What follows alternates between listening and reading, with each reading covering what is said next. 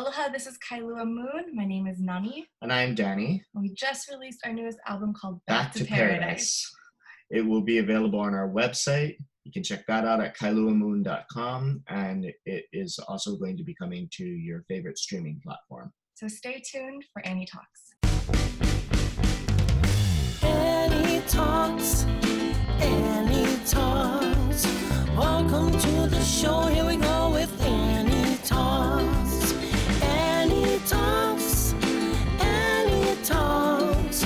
Welcome to the show. Here's your host, it's Annie Talks. Thank you so much for being on the show, you guys, Nani and Danny. Thank you. I really, truly appreciate it. It's so good to see you. Oh, it's so nice to have you. And you guys, they're all the way from Hawaii. Actually, where in Hawaii are you guys?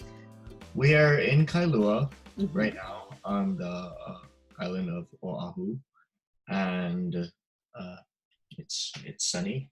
And hot. First time this week. It's hot. Is it really? Oh my goodness. Yeah. It's starting to get there for us here. So I'm envious, but almost not too envious because I don't know. I'm so not prepared. I'm not prepared for summer. We've been waiting for it.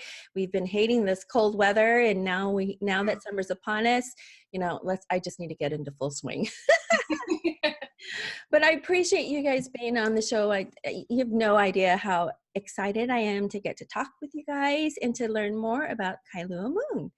So let's get started.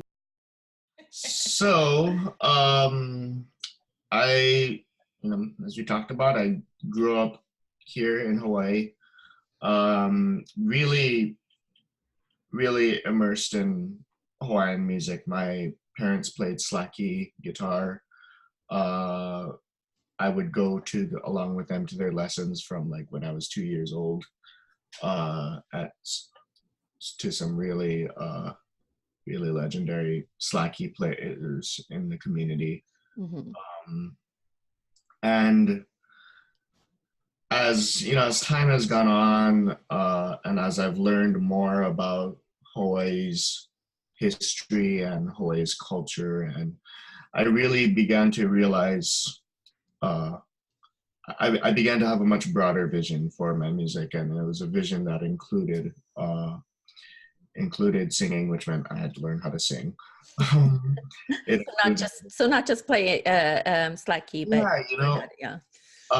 it included telling stories. It included singing. It included writing new music.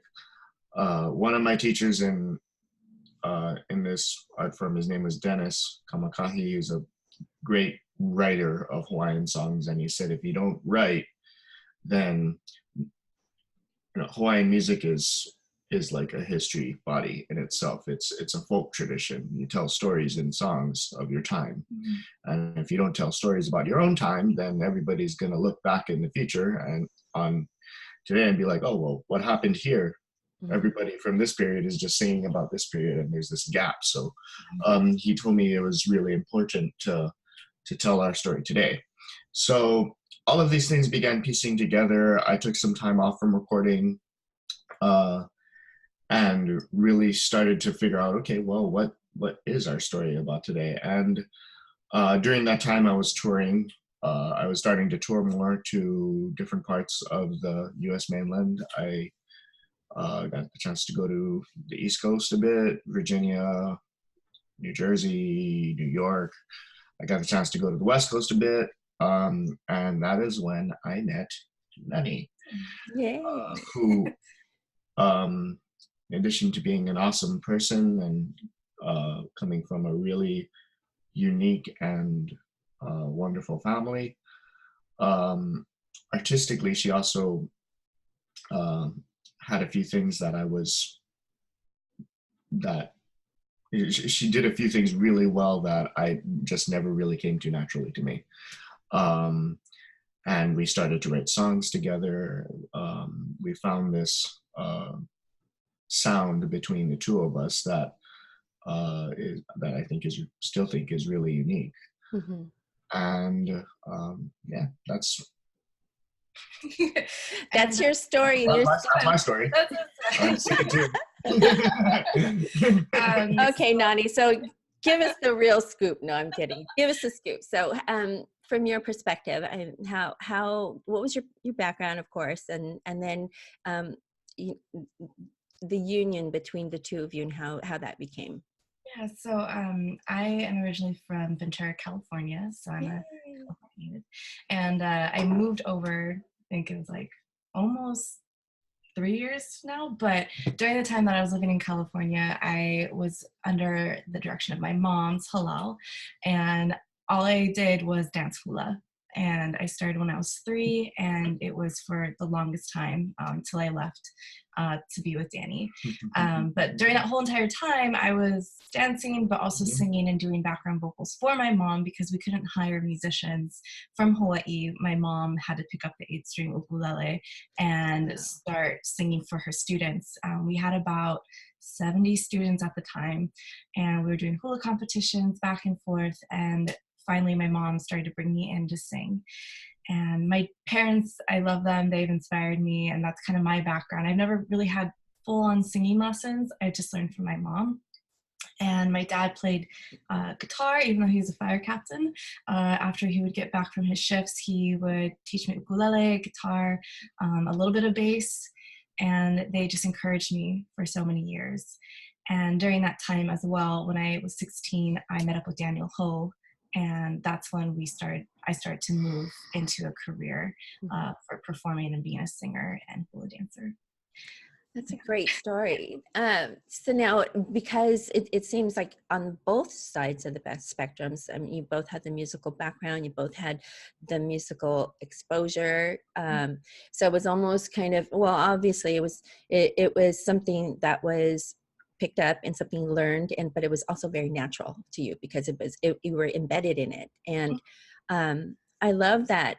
I love learning the backstories. If you know anything about me, I love all the backstories of everything. I love to hear all these wonderful, like, treasured nuggets that nobody gets to hear about. And I know that there's people like myself who wanted to know just basically what your backgrounds were and how the two of you guys came together. So now, who would you say, well, talk a little bit more about your performing backgrounds separately and then now together. So I started my first album, East of Maui, when I was in college. So I became a singer instead of a dancer. But that was going on tour with Uncle George Kahumoku, who is a renowned Slaki artist as well, who was with Uncle Dennis too. So the interesting stories about between us, like even also how we met, we knew everybody in the community, we just never met. So I danced hula for a lot of the Slaki artists. He learned from all of them. And when they went on tour, they saw me, but I never got to see Danny. Oh, wow. And then Island Dog at the time. Yeah, so, but during that time, like, I was working with all these musicians. Danny was on the other side on Oahu, learning.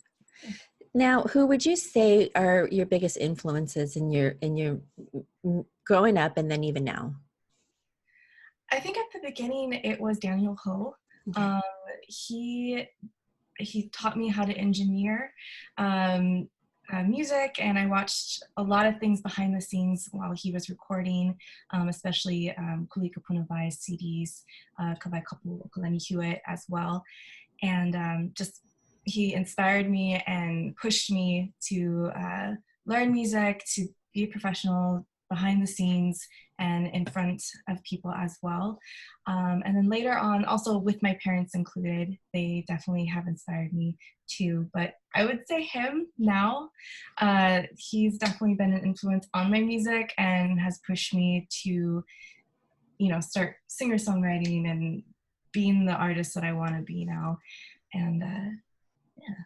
And then Danny, so who were your influences growing up? And then, I mean, would you say that maybe some of your other influences have impacted even now today your songwriting and your playing as well? Yeah, it's evolved over time. Mm-hmm. I'm trying to figure out where to start. You have many. Yeah, that's the thing. I'm kind of the way music is a world for me, and just like our physical world, it's like you go through it, and it's like, every conversation you have, every person you meet kind of, leaves their mark on your sensibilities. Mm-hmm. So pinpointing exact influences is hard, but I'd have to start with my teachers. There's a man named Ozzy Kutani who doesn't quite tour as much now as he used to, but he is a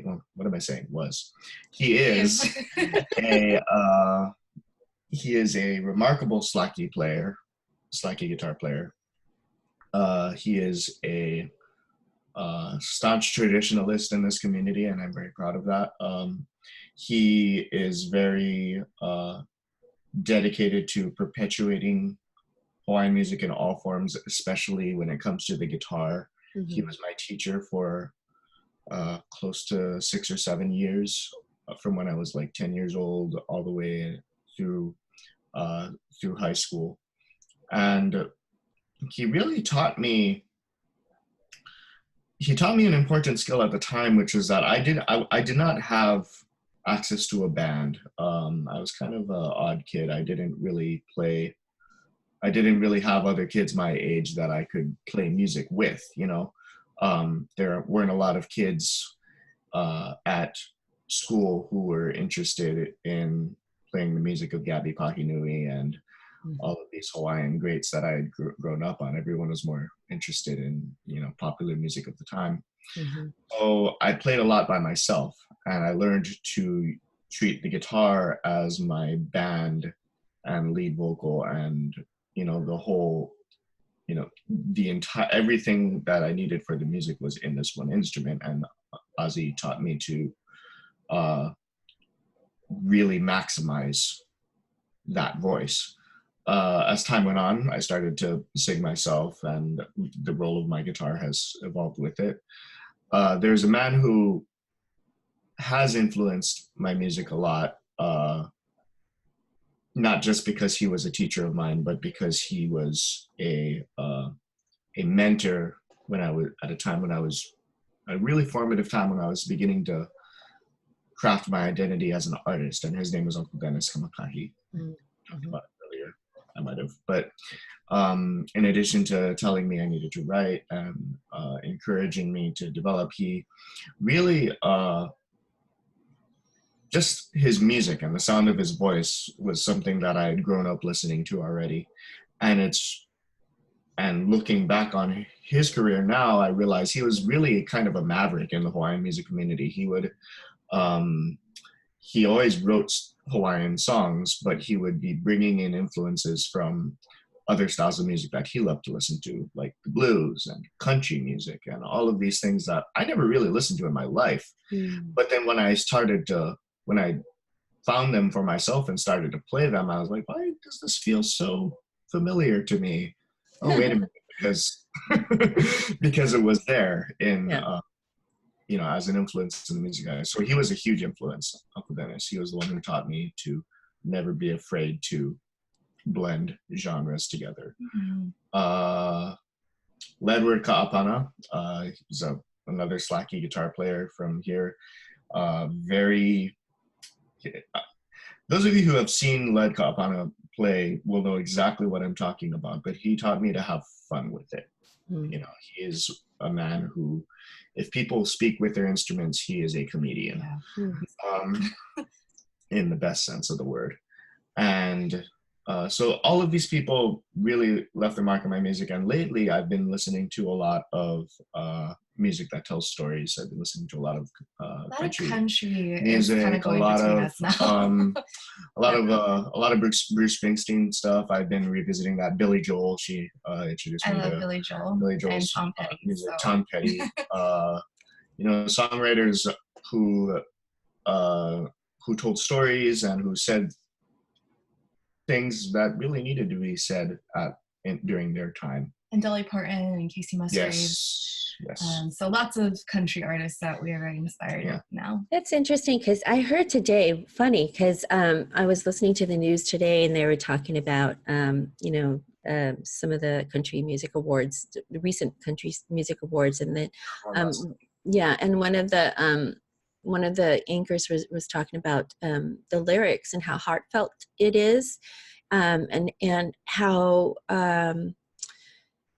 telling and picture, what's the word, storytelling and picture, visually, visualizing country music is. And I see that with Hawaiian music as well. I mean, I grew up, like some of the friends that you were talking about earlier, I grew up knowing all of the popular, Hawaiian music at the time. And it wasn't until like later, in my older years that I started hearing some of the more traditional music and hearing, I can't pronounce the names, so please forgive me.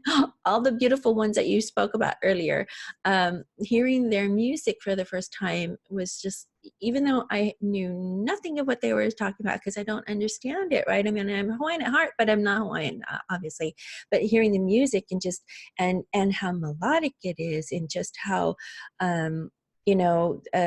how heartfelt the way in which they sing, and I find that the same with your music as well. And some of the things that I've seen on YouTube, oh my gosh, just some of the covers that you guys have done recently, even though they're the more traditional, or not traditional, but contemporary covers, just your versioning is unbelievable. And I'm like the first to see it. I don't know if you see my comments. Someone was like, oh my god. It's because I'm like, I get so excited because I want to hear. I love the way you guys do your covers, and I think everybody else is can agree that you're definitely, I believe you're definitely match made in heaven, and you complement each other in the way in which you sing, the way in which your performicality, I love that word, performicality, and the way in which you write your music. So and even just your arrangements, I mean, it's just, oh my gosh, it's bar none. So I mean, I have to say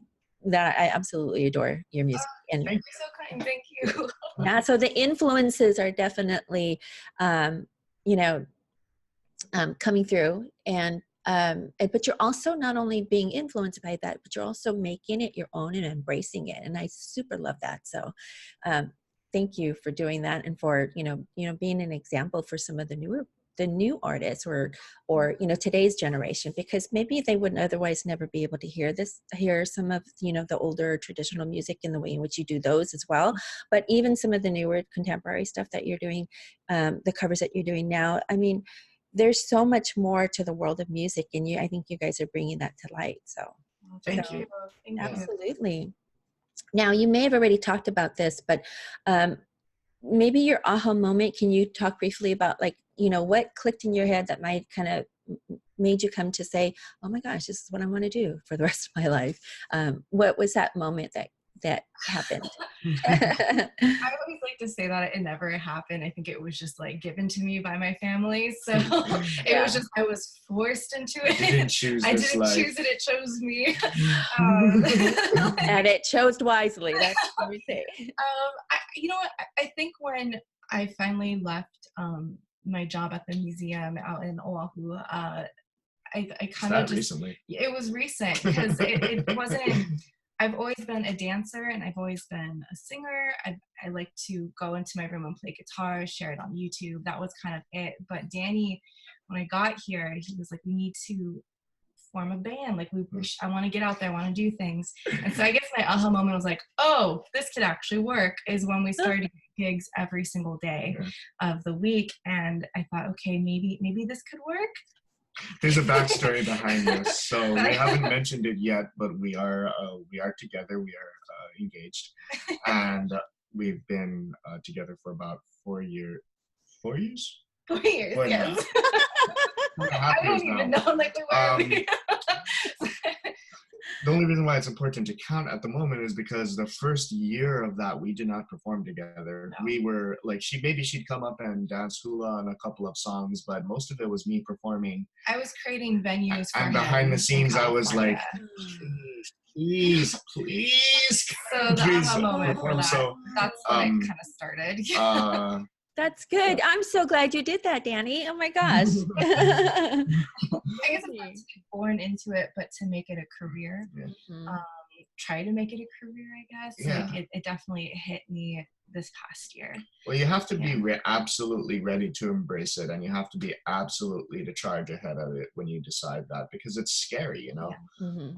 I didn't grow up wanting to be a musician. I grew up accepting the fact that it would be a much easier life to do almost anything else. Yeah. And it wasn't until I started working on the last album I made before meeting Nani, when that was the first album that I tackled everything by myself. Not by myself. I had some really good mentors and some really good musicians I was working with, but the creative vision of the album, the mixing the audio and the arranging of the songs and all of that was the first time that I was taking on the majority of that. Right. And that was when I kind of realized, because growing up, I've had some form of ADD as long as I can remember, and focusing on things that I don't like doing has always been very challenging to me. This is the first time in my life at age 23, 24, it was the first time in my life where I could sit for 8 hours on end just working on something and not feel the slightest bit challenged for focus. And I had found something that I was really driven to do, and I realized, well, I mean, it's only been staring you down your whole life. Maybe you should give it a try. Yeah. So Yeah. that was the moment for me. And ever since then, I've been trying to, figure out different ways to navigate this road, because nobody really gives you instructions in this field. Very hard. Everybody who tries to give you instructions ultimately ends up with, you just got to see what works for you. And it's really true. I 100% agree with that. I think in all aspects, right? I mean, not just in the music industry or in the music field, but anything, any young listeners that are still trying to figure out, like, what they want to do, or, am I going about it the right way? You could surround yourselves with mentors, but ultimately it's you that has to have that fire and that desire and that passion, and without it, then you're just going to wander around aimlessly. But I think when you guys already knew that you already had the background, you already had the upbringing, you already had the influence, and you were already immersed in it, I think when it clicked for you, it was like, I think you had to have known, like, I think this is what I'm meant to do. So I think that's what I'm trying to get across to some of our listeners too, because there's so many of them. I get questions all the time from listeners, and followers, like, how do you know when it's the right thing? So Nani, like, when did you know it was the right thing? I mean, outside of, being kind of reeled in by Danny there. Yeah, it's when it be finally, you have to put the work into it. I think a lot of people think, like, oh, you can always get up and go on stage and just sing, or you can grab a guitar and just go for it. Like, I think for me, like, there's a lot of prep time. There's a lot of prep time, and I didn't put the time in for it as much as I wanted to, because I thought, like, okay, graduate from college, get a job, do this on the side. And I think when it finally just kind of, I don't know. You were putting in time. I was putting time, but it wasn't enough time that I'm doing now. Way. And I think having somebody, or, like your mentors to, cheer you on or be by your side to play music, I think that's when I felt more confident in myself to be like, okay, I think I could believe in myself now to do what I want to do. And I think that's important too. Yeah, you mentioned to cheer you on, and everybody needs a cheering squad, right? A cheerleader or a head cheerleader or cheerleading squad. Everybody needs a support system, and the fact that you both had that already individually, and then now coming together and being your support system for each of you. I think that's a wonderful. Family that is very loving and caring from both sides of our families. It's definitely patience. I know it's hard to, like, have your daughter go over to Hawaii and be with a musician, but also be a musician as well. So I love my parents for being very supportive. Yeah. So. Yes, we do. Thank you so much, Uncle and Auntie, for letting her fly, be free. So let's talk about your CDs, your EPs, and your upcoming tours. And I also want to talk about something that just recently happened too. So for those of you who don't know, but let's talk about the music, the CDs first, and then we'll talk about that, which I didn't prep you for this, but I wanted to ask you about your recent nomination. So talk about that. So let's talk about your music or your CDs. We actually have our product. It's on our website as well. Back to Paradise has been over a year and a half now in production. I believe recording everything. We started last summer. Recorded the first 2 songs in May. We recorded the majority of the band work in July. We did the vocals over time throughout the end of the year, and then this is me juggling a 8-hour job and then coming back to the house to sing with the band, and so there's a lot of like movement throughout, and that's why I think it took a little bit longer. I think we could have knocked it out of the park if there wasn't all this other things that were going on. But yeah, it's called Back to Paradise. And it's our first official album with original songs and only 4 Hawaiian songs on it. So we wrote it with our friend Joel Levin, who is from California, and I'm very proud of this album because it's something that I wanted to put out for such a long time, and I just didn't have the tools or have Danny and his amazing friends on a team, a crew, I guess. Awesome. And Joel had this genius idea of doing an album, or not an album, but he had this concept for songs that coincidentally I hadn't told him about it myself, but it had been circling in my head for a while. You know, growing up, you know, when somebody listens to Hawaiian music and starts delving into it for the first time, what you'll immediately see are not just a lot of songs in the Hawaiian language, but songs written in English that really use Hawaii's imagery in a really beautiful way. And these songs are classics to this day. You know, pieces like Kailua Moon, and you know, these are just classic, timeless pieces that where Hawaii is the backdrop. It's unmistakably there, but it's in English. It is accessible to anybody who wants to listen to it. There was a time when many would argue that they weren't really Hawaiian, but if you think about it, the imagery is there, the feel is very much there, but all of these songs were written, or the majority of these songs were written in a certain period of time. It was like the 40s and the 50s, and classic as they are, what would it sound like if somebody did that today? Yeah. So Joel started writing these songs with her, and she showed me these little work tapes over the phone, and I'm like, this is amazing, we have to do this. So, and a lot of those ended up on this album. Our title track, our opening track, was definitely one of them.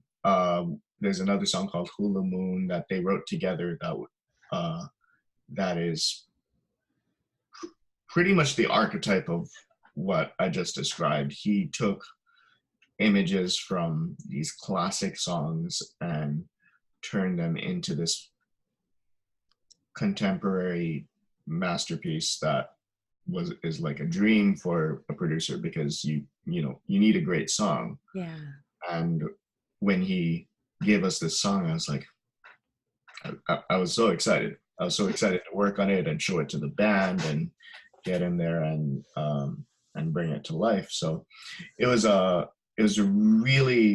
dream of an album to work on for me, because it was the first time that I had that the songwriting portion was such that it gave me something to riff off of as an arranger and a producer, and so that's the idea behind Back to Paradise.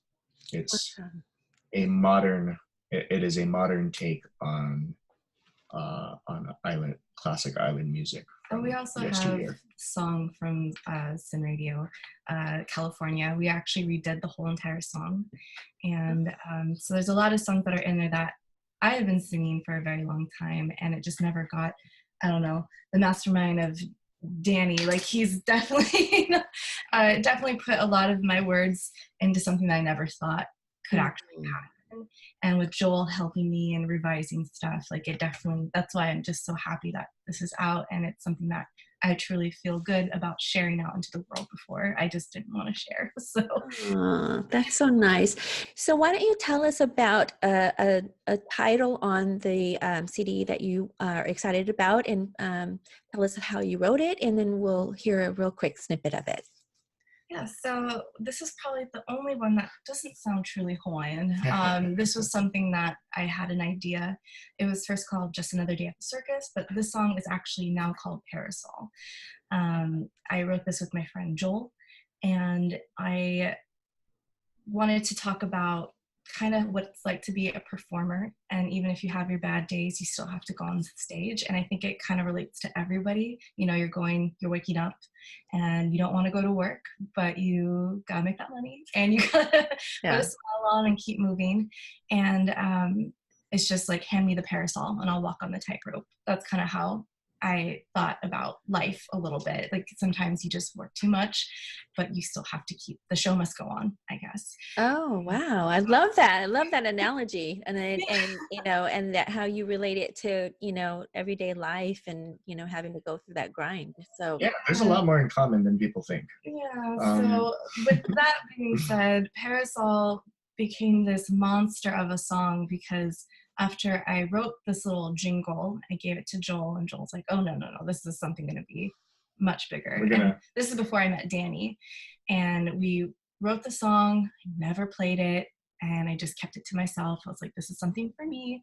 And when I finally met Danny, I was sharing a few songs, and he was like, oh my gosh, we have to do this. And so when we finally got to the full production of it, we had our friend Mark Lindbergh bring in every single percussion, bell, Sounds about whistle. A circus, so it's about a circus. We brought a circus to timpanis, kazoos. There was so many things that were going on. Yeah, and xylophones, but we really tried to play up the accordions. We really wanted to play up the circus theme of it, but also as a performer, there's a theme of ups and downs that you go through, where, you know, there's this high of being on stage and being with,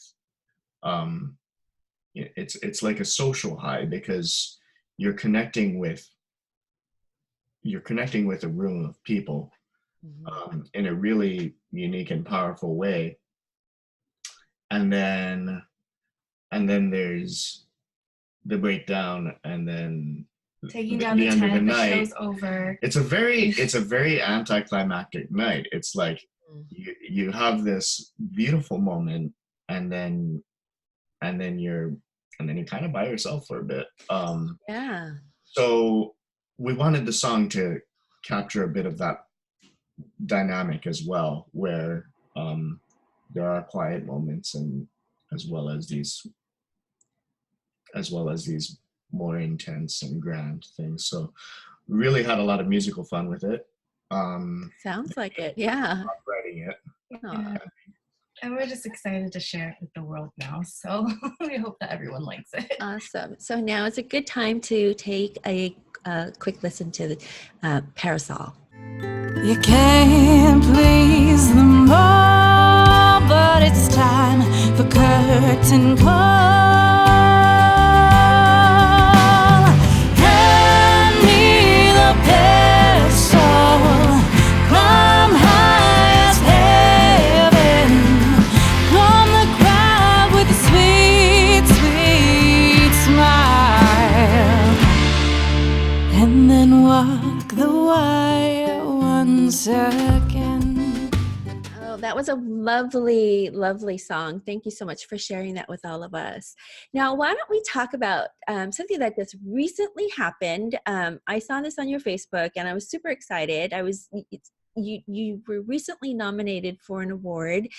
Tell us about that experience, and tell us about how that all came about, and just paint that picture for all of us. Do you want to? Sorry. Yeah. So in Hawaii, we have this award show called the Na Hoku Hanohano Awards. Hoku is star, so it's like the stars, so to speak. But this award show was created in the 1970s as a way to celebrate local artists, local recording artists specifically, kind of as a local equivalent to the Grammys, because we did not at that time have a big enough music scene for local artists to compete in the Grammys. So this became a way for Hawaii's community to celebrate Hawaiian artists. Yeah. And it became a really prestigious thing over time. When we were recording this album, there was one song in particular that was relevant to the time we were recording it. We were recording this song called Aiala'o Pele. It's an old traditional Hawaiian chant about the famous goddess Pele, who's relates to volcanoes, fire, creation of land, all these beautiful Destruction things. as well. And it's a very cyclical She's just making thing her of way destruction through, and yeah. creation at the same time. Yeah. And at the time we were recording it, there was a massive eruption happening on the island of Hawaii. That it was going on. It wasn't really clear how long it was going to be. It just kind of kept going. Tutu Pele was clearly having a field day, and we were recording this song, and I thought, well, the rest of the album's not ready, but this is happening now. We got to get this out there. So we release it, and then the eruption stops. As a single. So as a single, Aiala'o Pele was brought out, and Lynn Piccoli, Our publicist, she actually put it up for to submit it for the Na Hoku Hanohano. And we forgot that we submitted because we were on tour at the time. Forgot. She did the submission, and I was like, yeah, sure, so sure, send it in. But we were focused on a million other things. And then when the I woke up on nominees were the announced, day of nominations, I was like, do we even submit? I don't know we if even we submit. submit. We're just looking through the What list out of happened? curiosity, and then all of a sudden, wait, what? And it for Hawaiian Single of the Year, we saw Aiala'o Pele, Kailua Moon, and I was like, oh my god. And it was all like the other five Yeah. people that were in it were like our friends or our heroes like for Hawaiian music since like we grew up, and it was just so neat just to see our name among these like stars already. So it was a very exciting morning, and we were very happy to be nominated. Well, I have to say that for all of us here on the mainland especially, we were like living vicariously through you, seriously, from the minute you found out, and then watching just the whole transformation when you guys were getting ready. And oh my gosh, and then your mom and your dad flying out, all that. It was like, oh my gosh, I was so happy that you took us on this journey with you. And it was so fun. And that's why I was like, oh, I have to talk about this. It was a special night too. We got to see a lot of our friends and just the superstars of Hawaiian music, and it was such a treat just to be there. Of course, we did not win, but it was totally fine because we are so brand new. It's ridiculous how brand new we are on this island as Kailua Moon. So we're gonna submit back to Paradise for the next awards and hopefully try our best. So. That had to be exciting because and very inspirational, right? Because knowing that for newly or new artists or new group or new whatever that category is, new period, and then knowing that could happen, it could come to fruition. So for listeners and for followers out there that want to do that, just know this is an example of just the hard work that you keep doing will eventually pay off, and it comes to fruition to for both Nani and Danny and Kailua Moon. So I'm super excited. And like I said, I don't mean to stalk, but I was super excited. I was like, look at this. This is so awesome. That was my first awards. I've been to the Grammys, but the Na Hoku it's definitely very different, very local, and I loved everything about it. And the fashion this year was phenomenal. It was a lot of fun to see a lot of these fashionistas come out. And I know. music. Yeah. Awesome. Now let's talk a little bit more about what's coming up for you guys. What's new? What's around the corner for Kailua Moon? Well, we are still in a bit of a soft release phase for the album. We haven't officially put it out to the masses yet. Okay. We're selling it at our shows, but we are working on making it available for digital streaming and distribution. So that will be in the works very soon. We are going to be coming back to California in the month of August to do a few events in the southern half this time. Long Beach, Ventura. We're going to be Long back Beach in and Ventura Ventura, again. yeah. Actually, the really cool part, it's Romeo Chocolates, which One of them. is going to be in Long Beach. So like in Long Beach, it's a chocolate shop. Wow. And so that's in the works. He was my part of my mom's Kane group long time ago in the 90s, and we danced hula together. So he's like a hula brother, and he started his own chocolate shop, and he wanted us over there, and we're very excited to be there for that. Awesome. Okay, I will have all that information in the show notes so that everybody, you have the opportunity to see them up close and personal. Why don't you tell us? I always like to ask these questions because because not everybody has the opportunity to do what you're doing, to tour and to to experience that which you experience. So what are some of the things that, like, what's your twofold question? So what's your most memorable, or should maybe we do it the other way around? What's your most challenge? What was the challenge that you faced and how were you able to overcome them? And then what is the most memorable moment so far? Here we go. I'll do the challenging part, you do the memorable part. Challenges. Okay. So, actually we've been very blessed to have had really good experiences on the road. There are the scary thing about touring is that there are many things that can go wrong, and we are very fortunate and grateful that none of them have happened to us. Right. So with that being said, part of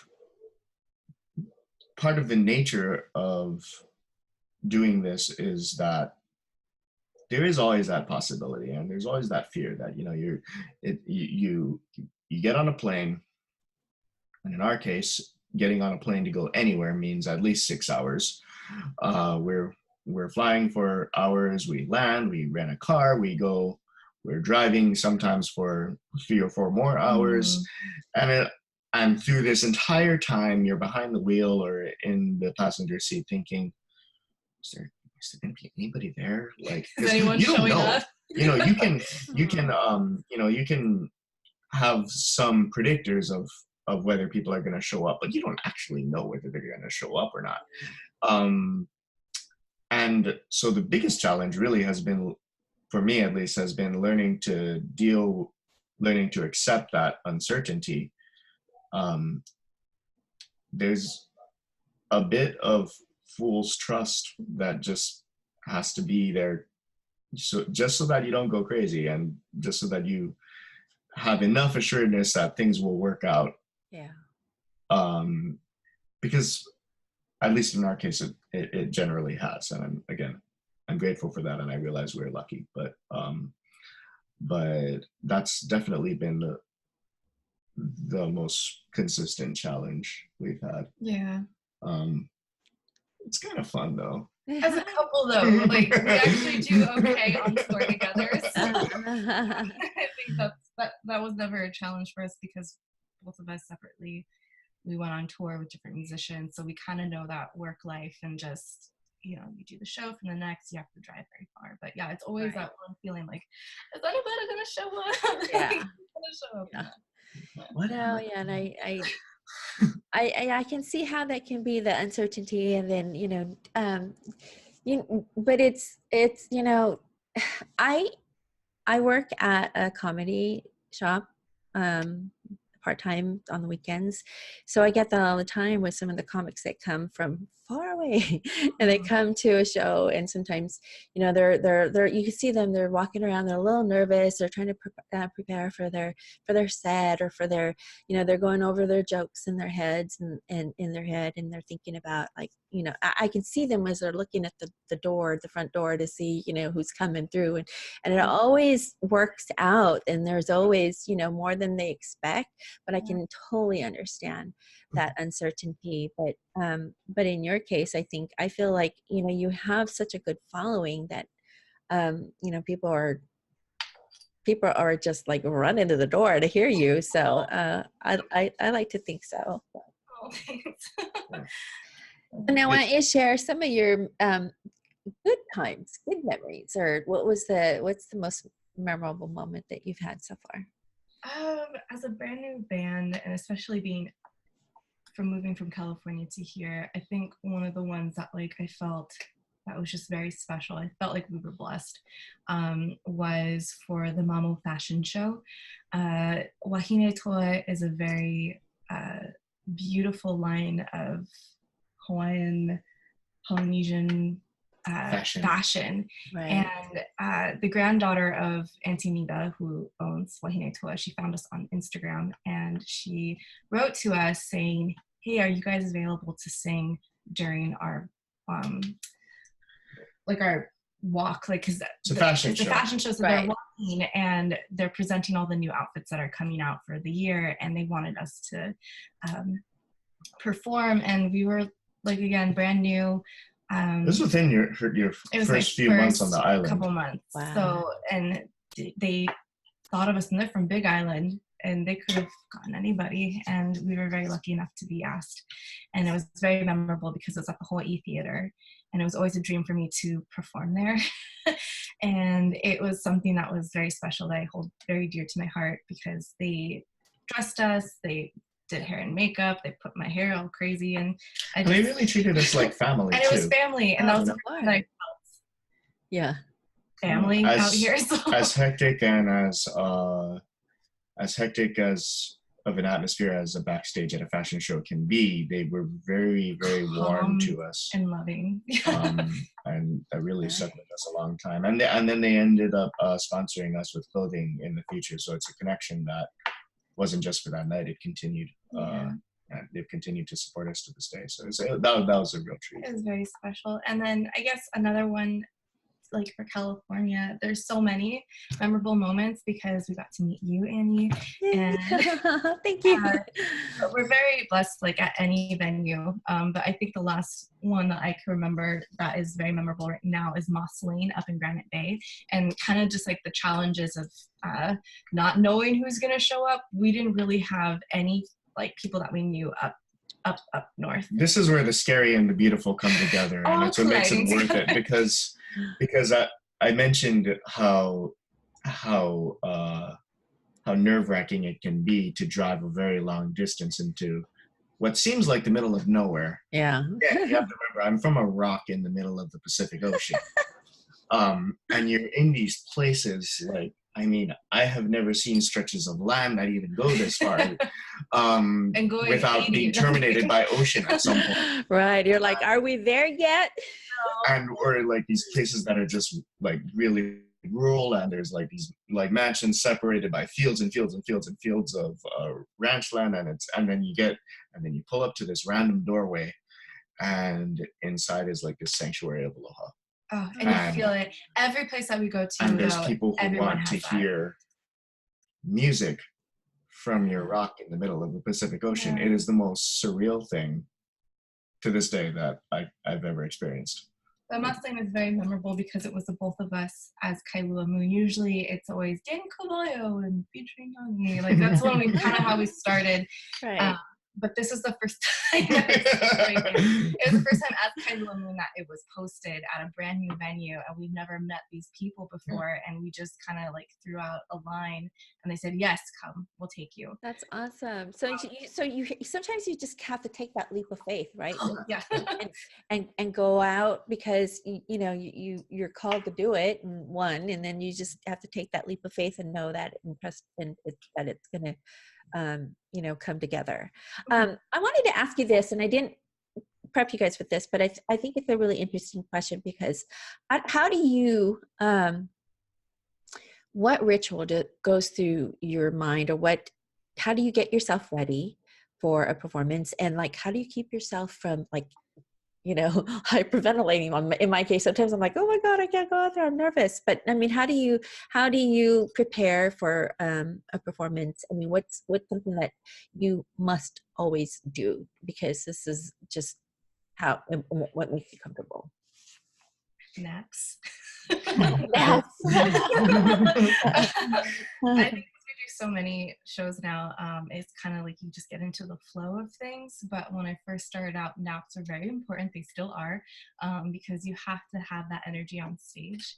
And even if nobody's listening to you in Waikiki, like you still have to have that energy for your bandmate. And so that is always like 20-minute nap, and then get ready. And I think me decompressing, listening to good music, being inspired by other musicians that don't even have Hawaiian backgrounds. Listening to good music helps a lot. And putting my makeup on, just getting ready for a show. Like right. Time for yourself. And if there's songs that need to, like a ritual, you have to practice the songs. It's not just gonna happen when you're on stage. And I think from like my theater days, it was always practice first. So you don't feel nervous up on the stage. You know what you're doing, and however you're going to deliver it, it's just going to happen. So that's kind of me. And for you, Danny? Biggest challenge over the years for me has been, guys have this the male voice has this really interesting challenge to it, where it has to be warm. And it changes drastically when you do warm up. So when you are warmed up. So I've been very fortunate over the past couple of years to have not had a show before noon in a long time. Because when you wake up, you are not warm. That's true. I used to do scales and drive myself up the wall with them. But lately, my routine has basically just been making sure that I'm warm, whether it's just singing one of my favorite songs along to the radio in the car or whatever, just making sure that when I open my mouth, what comes out actually sounds like music. Other than that, for me, this isn't something I have to do. I've never been able to depend on doing it, but it's something I like to do on occasion when I can. I got to do it last night. I always like to see the audience first, Okay. I like to kind of walk around outside and kind of like see who I'm going to be for me too. Yeah. In this room for the next 2 hours. Raps, Danny. I'm joking, but it's just it's I don't know. It's because you don't really get to know people when you're on stage. You're talking to them and they're looking back at you, but they don't really get to talk back to you all that much. Sometimes they might a little bit, but it's not. But when especially when you can anonymously observe. Yeah. It's I don't know. It's just something that like I always find it cool when I get to do on occasion. It doesn't happen often. Again, calling my social butterfly. Just trying to keep my energy all together because I get like it's very intense for me. Or like I feel like I am an introvert. But, it's definitely, so like I don't like going out there because that's when I start psyching myself out. So I try to just keep everything, all my energy close, and then just deliver performance. But Danny is so good at talking to people and getting out there. And I think that's one of your rituals that you do all the time. Talking to people helps because I love talking to people. I just get like shy about it. Because the other thing too is your mind is an instrument too, and you, as a showman, you have to part of the show is relating to people. So for me, just as you have to warm up your voice, for me it helps to warm up my mind so that thoughts can turn into words more quickly, and it's getting the gears rolling a little bit just helps. I hear the term all the time, think on your feet. So I've kind of had to learn that pretty quickly, especially when Uncle Kamaka Brown threw me into this position basically and just said, go out there. And I'm like, I don't know what I'm gonna say. So I get it. So I just kind of had to, create my own. So I love that you guys do that. And I hear stories I'll hear about like baseball players and athletes before they go out onto their field or to the court or whatever, they have a ritual. They have like certain things, like LeBron James has to do that with his hands, with the whatever, with the it's interesting. The powder, and then baseball players, sometimes can't step onto the field other than maybe their right foot as opposed to the left foot, and it's weird. I hear all about these like superstitions, and not superstitions, but just kind of rituals that gets their mindset going, because and I love to hear all that. Me with the backstory, love to hear all that. So we're getting ready to wrap this up, but I have two more quick questions for you. So first of all, and this might be a little bit hard, because I just realized when I asked this question, or I wrote this over to you guys, I said, wait a minute, I'm asking them what they would tell their younger self, but they're it's not like they're like in the 50s, they're still young them already. So I mean, what would you tell maybe your younger self? What would you tell them, or what would you tell your younger selves that now that you didn't know then? I think, that's a great question, because we started very young in the entertainment world, and that was like, I think my parents put me out on stage at 5. I think at 14, I was very, like, you're a teenager, you're very self-conscious about every little thing, and they put me in braces too, but I still had to perform. I think if I could tell myself, like my 14-year-old self, like, it's gonna be okay, I think you can do anything that you want. I know it's cheesy as it sounds, very Disney. You can do whatever you want, but you really can if you let your mind just like, give into that. Like, you meet somebody who's like, let's do jazz. You could do jazz. You could sing this. You could sing that. And if I can tell myself that it's going to be okay, and, acne and all, like, you'll be okay, and you can sing, your voice, just practice and just like, I wish I knew a little bit more like that I am today, but it's definitely like, it doesn't matter what you wear or what you do, it's how you present things and all the hard work that you put in together. It's fine. You could be nerdy and you can still be on stage. So, it does matter, but it's not as consequential as you think it is. There's a lot of things that don't get into your head. And then for you, Danny? I would say don't be afraid to be yourself. Because, well, for several reasons, no one's ever going to be better at being you than you. That is the only thing you will ever be the best at, is being yourself. It's being yourself, right? When you allow yourself to do that, you immediately relax much more than you ever could when you're trying to be something else. Right. You're much more happy than you would be, and also there's this big what if that happens in this industry from time to time, where it's like, if you get known for something that isn't you, it's not fun. You really want to, there are millions of people out there, and there are hundreds of thousands of them have talent of some sort. the thing that makes you special is your story, and you can only really do that when you're being true to yourself. Yeah.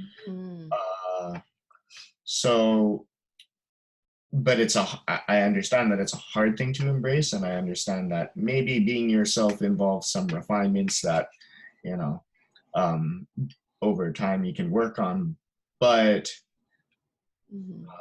never try to be something else just because it seems like it'll get you further at the time, because I can guarantee at some point either you're going to get tired of it or other people will get tired of it. The best thing you can do is always be yourself, and if you become really successful by doing that, then great. You don't even have to work. If not, then at least you're being true to yourself. So I like that. So be true to yourself, be authentic, right? And then, just and don't be something that you're not. I think that's all very, very wise advice for all the young ones coming up. Speaking of which, I'd like to ask, we'll go out with this, is what would you tell aspiring musicians, vocalists, performers who want to be like Kailua Moon, who want to be like Danny, who want to be like Nani, somebody that just, is mesmerized by, say you're playing, I've seen this before. I've seen it where, young kids are watching musicians and they're, they get the spark. And I see young vocalists who go and they see their favorite performer or singer and now they're inspired. What would you tell them? What would you tell them, and what parting words of wisdom would you share with them? It's very hard. You're gonna go through a lot. There's a lot of money that you put into what you love. We do this, we're independent artists, so any tour, any flights, venues, we're doing it all. We don't have a manager. And there's times when the gig that pays may not be the best gig for you, and there's times when the gig that doesn't pay may be the best gig for you. It's just to go out and perform, share your songs, write original music. That's what my dad would always tell me. Write original music, save your money, practice a lot, tell your own story, be true to yourself, and have fun with it. Don't take it too seriously, because things change drastically. I thought I was going to be performing like as a pop star kind of thing, but it turns out that I am staying true to my culture, and there's a lot of people out there that will listen to you. It doesn't have to be just one age. It could be from 5 all the way to 80. I've met so many people, and that's the exciting thing about music. It's don't put yourself in a box. Yeah. Branch out, because you'll meet phenomenal people that way, and really practice on hone into your craft, find yourself through it. And it's going to be, negative, it'll be positive, it's going to be all over the place, but just stay true to yourself and be healthy. So knowing what you want when you're going into it really helps too. Like if you're going into this business thinking I want to be a top 40 star, then there are steps you should take to do that. If you go into this wanting to share your own unique piece and you want to go this more independent route, and then that's a different path, and there's different steps you should take for that. Being clear about what you want, and and once you know what you want, taking the time to really perfect your craft and work smartly along that path that leads in the direction you want to be going. That's really the only other thing I'd say. Awesome. Well, thank you guys so very much. And where can we follow you? Where can we follow you on social media? We are on Facebook, Kailua Moon Music. We are also on Instagram, Kailua Moon Music, and we are on kailuamoon.com, where you could find all of the events, shows, also all of our songs. We have a few. Our latest album is going to be on there, and that's kind of where you could find us. Awesome. So I remember, everybody, I will have all that information down below in the show notes. If you're watching this on YouTube, it will be down in the description box. If you're listening on podcast, it will be in the show notes below. So be sure to check it out. Thank you guys so very much. I truly appreciate it. I feel like I just had like this, intimate conversation. I got to know Kailua Moon, and you all can be envious. No, just kidding. No, I'm super excited. Now, I did this because I know there's people that wanted to know, just wanted to know about Kailua Moon and to know how can we follow you, and then to be able to, just stay in touch with you vicariously through your social medias and whatnot. So if we don't already get to see you in person, the luxury of being able to see you guys in person, at least we know we can at least follow you. And, You're awesome. Thank you. Thank you for having us. Absolutely. Thank you. Thank you guys. I appreciate it. Take care. Aloha, this is Kailua Moon. My name is Nani. And I'm Danny. And we just released our newest album called Back to Paradise. It will be available on our website. You can check that out at kailuamoon.com, and it is also going to be coming to your favorite streaming platform. So stay tuned for Annie Talks.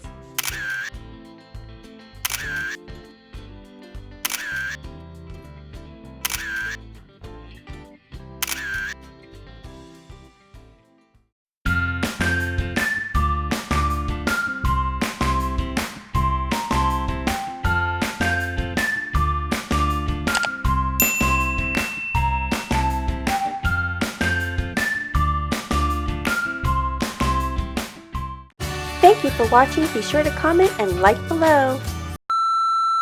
Oh. Oh, sweaty. Okay. I know. I'm so sorry. Virtual hug. Thank you guys.